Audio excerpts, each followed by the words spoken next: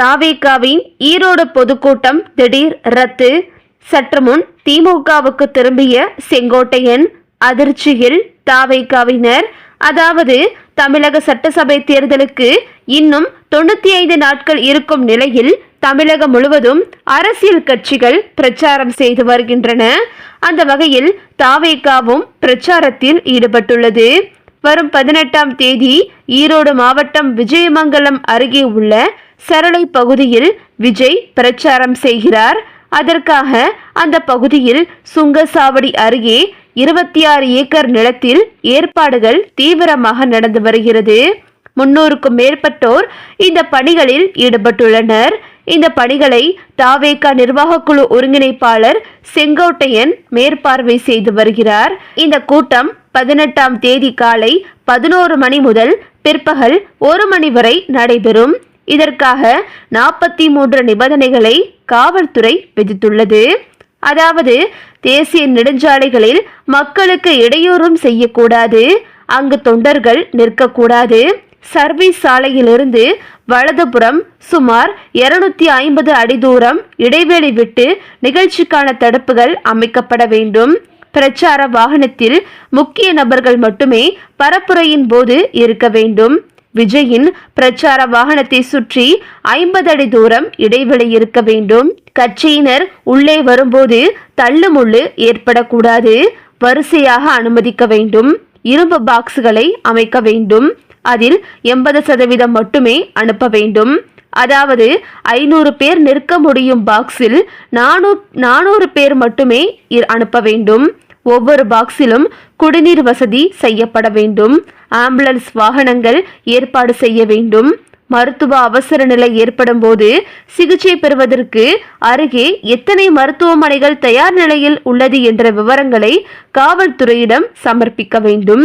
தீயணைப்பு ஆம்புலன்ஸ் வாகனங்கள் கூட்டத்திற்கு இடையே வர தனி வழி விட வேண்டும்.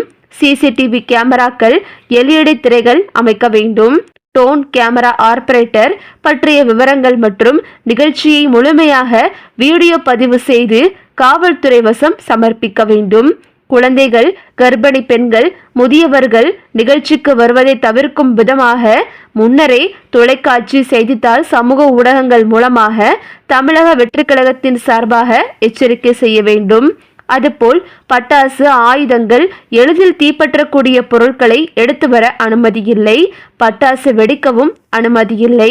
மின் கம்பங்கள், மரங்கள், கட்டடங்கள், விளம்பர பதாதைகள் மீது யாரும் ஏறி நிற்கக்கூடாது. காலை 11 மணிக்கு வெயில் என்பதால் மேற்கூரை போட வேண்டும். தவறினால் அதனால் ஏற்படும் அசம்பாவிதங்களுக்கு நிகழ்ச்சி ஏற்பாட்டாளரே பொறுப்பு என்பன உள்ளிட்ட 43 நிபந்தனைகள் விதிக்கப்பட்டுள்ளன. இந்த நிலையில் இந்த நிபந்தனைகளை மீற மாட்டோம் என காவல்துறையிடம் பிரமாண பத்திரம் தாக்கல் செய்ய காவல்துறை அறிவுறுத்தலின் பெயரில் தாவேகாவினர் அந்த பிரமாண பத்திரத்தை வழங்கியுள்ளனர். அந்த கரூர் விவகாரத்திற்கு பிறகு தற்போது விஜய் மீண்டும் இந்த பொதுக்கூட்டத்தில் எந்தவித அசம்பாவிதமும் ஏற்படக்கூடாது என்று தாவேகாவினர் கவனமாக இருந்து வருகின்றனர்.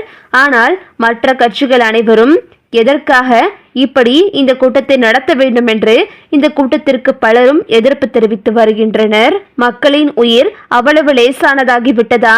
இப்படி இவர்கள் பொதுக்கூட்டம் நடத்துவதால் மக்களின் இயல்பு வாழ்க்கை மிகவும் பாதிக்கப்படுகிறது என்று பொதுமக்கள் உட்பட அனைவரும் புகார் எழுப்பி வருகின்றனர். இந்த நிலையில் இந்த ஈரோடு பொதுக்கூட்டத்திற்கு செங்கோட்டையன் மிகவும் ஆர்வமாக வேலை செய்து கொண்டு வருகிறார்.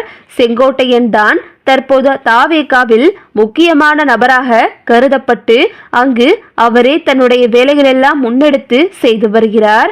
இந்த நிலையில் தாவேகாவில் செங்கோட்டையனால் உட்கட்சி பூசல் ஏற்பட்டுள்ளது என்ற தகவல் வெளிவந்துள்ளது. அதாவது அண்மையில் தாவேகாவில் இழந்த செங்கோட்டையனுக்கு மேற்கு மண்டல பொறுப்பு அளிக்கப்பட்டது.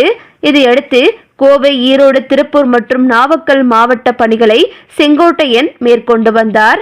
இந்த நிலையில் தற்போது நடைபெற்ற தாவேகா மாவட்ட செயலாளர்கள் கூட்டத்தில் செங்கோட்டையனுக்கு கூடுதல் சில பொறுப்புகள் அளிக்கப்பட்டுள்ளது தெரிய வந்துள்ளது. தாவேகா மாவட்ட செயலாளர்கள் கூட்டம் வழக்கமான அக்கட்சியின் பொதுச் செயலாளர் புஷி ஆனந்த் தலைமையில் நடப்பது வழக்கம். ஆனால் தற்போது நடந்த கூட்டம் செங்கோட்டையன் தலைமையிலும் ஆதவ் அர்ஜுனா முன்னிலையிலும் நடந்திருப்பதாக தெரிய வந்துள்ளது. இந்த கூட்டத்தில் தேர்தல் தொடர்பாக முக்கிய ஆலோசனைகள் நடந்துள்ளது. அதன்பின் செங்கோட்டையனிடம் தாவேகா சார்பாக மேற்கு மண்டலத்தில் எடுக்கப்பட்ட முக்கிய விவரங்கள் அளிக்கப்பட்டுள்ளன. அதேபோல் மேற்கு மண்டலத்தில் உள்ள 4 மாவட்டங்களில் தாவேகா நிர்வாகிகளின் பட்டியல் ஒப்படைக்கப்பட்டுள்ளதாகவும் அந்த மாவட்டங்களிலும் வேட்பாளர்களை தேர்வு செய்யும் பொறுப்பு அளிக்கப்பட்டுள்ளதாகவும் கூறப்படுகிறது. இதனால் செங்கோட்டையன் தாவேகாவில் இணைந்ததிலிருந்தே செங்கோட்டையனுக்கு தற்போது முக்கியத்துவம் அளித்து வருவதாகவும் இதனால் புஷி ஆனந்த் ஓரங்கட்டுவிட்டு புஷி ஆனந்தின் நிலைமை தற்போது புசுவானமாகிவிட்டது என்று பலரும் கூறி வருகின்றனர். இதனால் புஷி ஆனந்துக்கும் செங்கோட்டையனுக்கும் இடையே தற்போது கருத்து வேறுபாடு ஏற்பட்டதாகவும் அது மட்டுமின்றி தற்போது நடக்க இருக்கும் அந்த ஈரோடு பொதுக்கூட்டத்தில் சில முக்கியமான பேனர்களில் செங்கோட்டையனின் புகைப்படம் மற்றும் அவரது பெயரை புஷி ஆனந்த் போடாமல் இருந்ததாகவும் இதனால் செங்கோட்டையன் புஷி ஆனந்துடன் வாக்குவாதத்தில் ஈடுபட்டதாகவும் சொல்லப்படுகிறது. இதனால் இருவருக்கும் இடையே தற்போது பனிப்போர் நிலவி வருவது தெரிய வந்துள்ளது.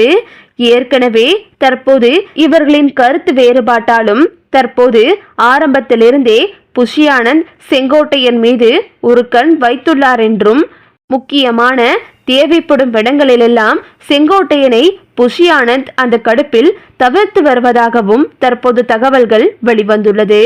இதனால் செங்கோட்டையனின் ஆதரவாளர்கள் எதற்காக இப்படி அவமானப்பட்டு இந்த கட்சியில் இருக்க வேண்டும், ஏன் உங்களுடைய அரசியல் அனுபவத்தை குறைத்துக் கொள்கிறீர்கள், நமக்கு இந்த கட்சியில் எந்த ஒரு மரியாதையும் இல்லை, நாமவே நம்முடைய வேலைகள் எல்லாம் முன்னெடுத்து செய்து வருகிறோம், ஆனால் இந்த கட்சியில் பலரும் தற்போது நமக்கு எதிராகத்தான் உள்ளனர், அதனால் நாம் திமுகவில் இணைந்தால் அடுத்த 2026 ஆட்சி அமைக்கும் போது நமக்கு ஏதாவது ஒரு பதவி கிடைக்க வாய்ப்பும் உள்ளது, அதனால் நாம் திமுகவில் இணைந்து விடலாம் என்று அவரது ஆதரவாளர்கள் செங்கோட்டையனிடம் பேசியதாகவும் இதனால் தற்போது செங்கோட்டையன் முதல்வர் ஸ்டாலினை தொடர்பு கொண்டு நாங்கள் திமுகவில் இணைவது தொடர்பாக பேச்சுவார்த்தை நடத்தியதாகவும் சொல்லப்படுகிறது.